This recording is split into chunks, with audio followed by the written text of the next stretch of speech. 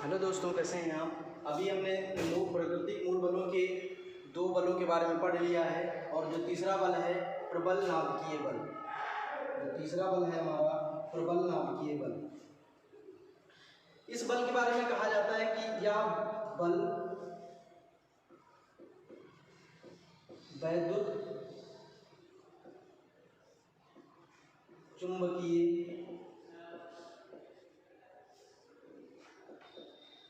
बल से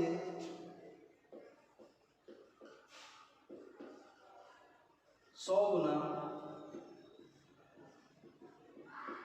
शक्तिशाली होता है।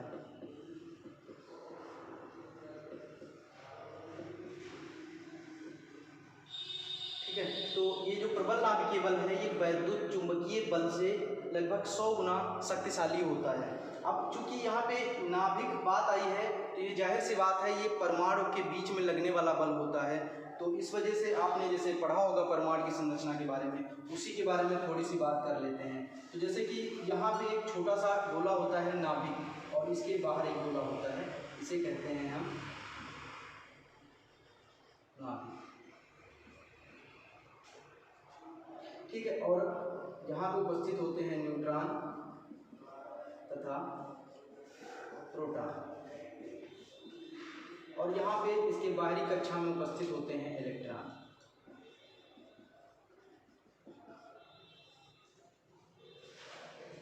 इतना सब हमने पिछली कक्षाओं में पढ़ा होगा, ज़्यादा कुछ डिटेल में जाने की ज़रूरत नहीं है। फिलहाल आगे हम इसके आने वाले चैप्टरों में 12th में या 11th में अच्छे से इसके बारे में समझेंगे, लेकिन अभी यहाँ पे कुछ मूल ज़रूरतें हैं तो इतना समझ लीजिए। हम जानते हैं कि इलेक्ट्रॉन पे होता है ऋण चार्ज और प्रोटॉन पे होता है धन चार्ज। ठीक है, तो ये दोनों एक नाभिक बंधा होता है अपने आकार। नाभिक क्या होता है कि वो अखंडित होता है, अविभाज्य होता है, खंडित नहीं होता है। यदि किसी परमाणु का नाभिक तोड़ दिया जाए तो परमाणु की अवस्था ही खत्म हो जाती है। तो आप समझिए कि यहाँ पे जो लगने वाला बल है, अब देखिए कि इस नाभिक के अंदर न्यूट्रॉन है, प्रोटॉन है। न्यूट्रॉन तो उदासीन होता है, न्यूट्रॉन के बारे में कहें तो ये उदासीन होता है, लेकिन प्रोटॉन पे तो प्लस चार्ज होता है। और जाहिर सी बात है, कोई ऐसा नाभिक नहीं होता जिसमें एक ही प्रोटॉन हो। ऐसे भी नाभिक होते हैं जिसमें कई सारे प्रोटॉन होते हैं, कई सारे न्यूट्रॉन होते हैं, कई सारे इलेक्ट्रॉन भी उपस्थित होते हैं।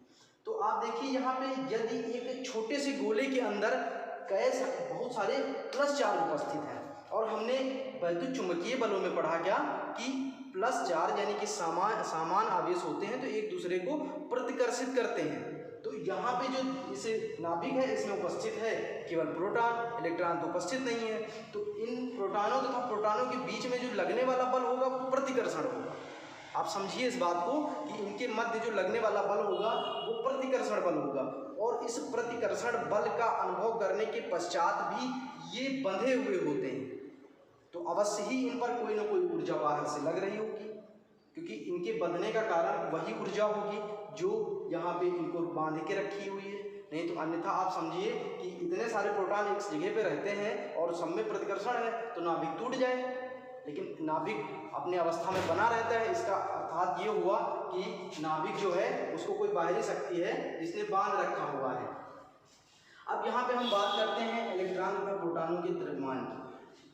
अब देखिए, जो यदि हम इस नाभिक का द्रव्यमान निकालना चाहें तो हमारे पास दो मेथड होते हैं इस नाभिक के द्रव्यमान को निकालने के लिए। पहला मेथड ये हुआ कि हमें प्रोटॉन और न्यूट्रॉन का द्रव्यमान पता होता है, ये किस प्रकार का नाभिक है, इसमें कितने न्यूट्रॉन हैं, कितने प्रोटॉन हैं, और वो जोड़ लिया गया, आपस में कैलकुलेट कर लिया गया, और वो कैलकुलेशन के द्वारा हमारा द्रव्यमान निकल आया नाभिक का। और एक तरीका होता है कि इसको हम प्रैक्टिकली मापते हैं कि इसका कितना द्रव्यमान है। तो जो हम प्रैक्टिकली किसी नाभिक का द्रव्यमान मापते हैं और जो थ्योरिकली उसको हम जोड़ के निकालते हैं या कैलकुलेट करके निकालते हैं, उन दोनों मानों में कुछ डिफरेंस होता है। इसी को हम एक नया नाम देते हैं द्रव्यमान क्षति। इसी को एक हम नया नाम देते हैं द्रव्यमान क्षति।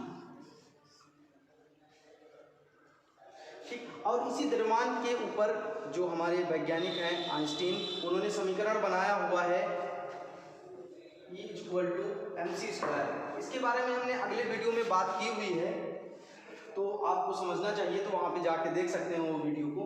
तो द्रव्यमान क्षति क्या होता है कि जब द्रव्यमान की क्षति होगी तो वहाँ से उत्पन्न होती है ऊर्जा।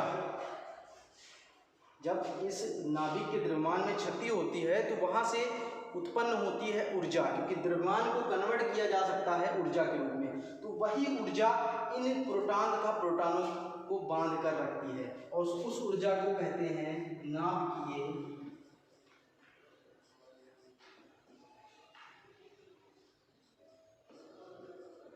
बंधन ऊर्जा। इसी ऊर्जा को कहते हैं हम नाभिकीय बंधन ऊर्जा। जो द्रव्यमान क्षति है ये ऊर्जा के रूप में कन्वर्ट होती है और यही ऊर्जा इसको बांध कर रखती है, और इसी ऊर्जा को हम प्रबल नाभिकीय बल भी कहते हैं। ठीक है, तो आप लोग समझ गए होंगे अच्छी तरीके से। और इसी में जो बात करें कि ये जो बल लगते हैं, यानी कि न्यूट्रॉन तथा प्रोटॉन जो होते हैं, न्यूट्रॉन तथा जो प्रोटॉन होते हैं, ये हमने पहले भी वीडियो में बताया कि न्यूट्रॉन प्रोटॉन एक मूल कण नहीं होते हैं। मूल कण जो होता है हमारा मूल कण, उसके बारे में बात की थी, वो होता है क्वार्क। और जो ये नाभिकीय बंधन ऊर्जा कार्य करती है, ये न्यूट्रॉन प्रोटॉन के मध्य में नहीं कार्य करती, ये कार्य करती है क्वार्क के ऊपर। एक दो से अधिक क्वार्क मिल करके अलग तरह का संयोजन करके न्यूट्रॉन बनाते हैं और दो से अधिक तरह के क्वार्क संयोजन करके प्रोटॉन की रचना करते हैं। तो ये क्वार्क भी नाभिकीय बंधन ऊर्जा कार्य करते हैं, जिसे हम प्रबल नाभिकीय बल भी कहते हैं। अब इसी में अगला टॉपिक है जो चौथा है हमारा, क्षीण नाभिकीय बल। अगला जो है हमारा क्षीण नाभिकीय बल। देखिए, हमारे प्रकृति में बहुत सारे तत्व उपस्थित हैं। कुछ ऐसे भी पदार्थ होते हैं जो अपने नाभिक को बांध के नहीं रख पाते हैं। उन पदार्थों को कहा जाता है रेडियो एक्टिव तत्व। रेडियो एक्टिव तत्व के बारे में भी पढ़ा होगा आपने हाई स्कूल में कि रेडियो एक्टिव तत्व उन पदार्थों को कहा जाता है जो अपने नाभिक के भीतर से अल्फा, बीटा, गामा किरणों का उत्सर्जन करते रहते हैं। कौन कौन सी किरणें? अल्फा, बीटा तथा गामा किरणों का उत्सर्जन करते रहते हैं, उन्हें हम रेडियो एक्टिव तत्व कहते हैं। और उन्हीं के भीतर होता है क्षीण नाभिकीय बल, क्योंकि उनके पास इतना बल उपस्थित नहीं होता है कि वो अपने नाभिक को सुव्यवस्थित ढंग से बांध कर रख सकें। तो ऐसे पदार्थों के नाभिक को क्षीण नाभिकीय बल कहा जाता है।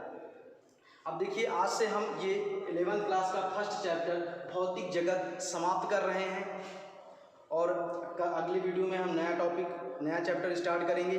अब अगर इस चैप्टर की बात करें एग्ज़ाम के पॉइंट ऑफ व्यू से, तो इसमें जो मूल एग्ज़ाम के प्रश्न उठाए जा सकते हैं वो हैं प्रकृति के मूल बल कौन कौन से होते हैं, या उनकी परिभाषा पूछी जा सकती है कि प्रबल नाभिकीय बल के बारे में बताइए, या क्षीण नाभिकीय बल के बारे में बताइए, या दुर्लभ नाभिकीय बल, इसको दुर्लभ भी कहा जाता है, या फिर गुरुत्वाकर्षण बल के बारे में पूछा जा सकता है, या फिर ऊर्जा, द्रव्यमान और द्रव के बारे में भी पूछा जा सकता है, या फिर इस चैप्टर में एक सारणी दी गई हुई है, उसमें विभिन्न प्रकार के वैज्ञानिकों के भिन्न भिन्न आविष्कारों के बारे में लिखा हुआ है। आप उस सारणी को तैयार कर लीजिए, उस सारणी से भी क्वेश्चन पूछे जा सकते हैं। जैसे कि हमने अभी इन सारे वीडियो में भी बात की है कि जेम्स वाट ने जैसे भाप के इंजन का आविष्कार किया, न्यूटन ने गुरुत्वाकर्षण के नियम का आविष्कार किया, कूलॉम ने विद्युत चुंबकीय बल के बारे में आविष्कार किया। इस प्रकार से उस सारणी में भिन्न भिन्न वैज्ञानिकों के द्वारा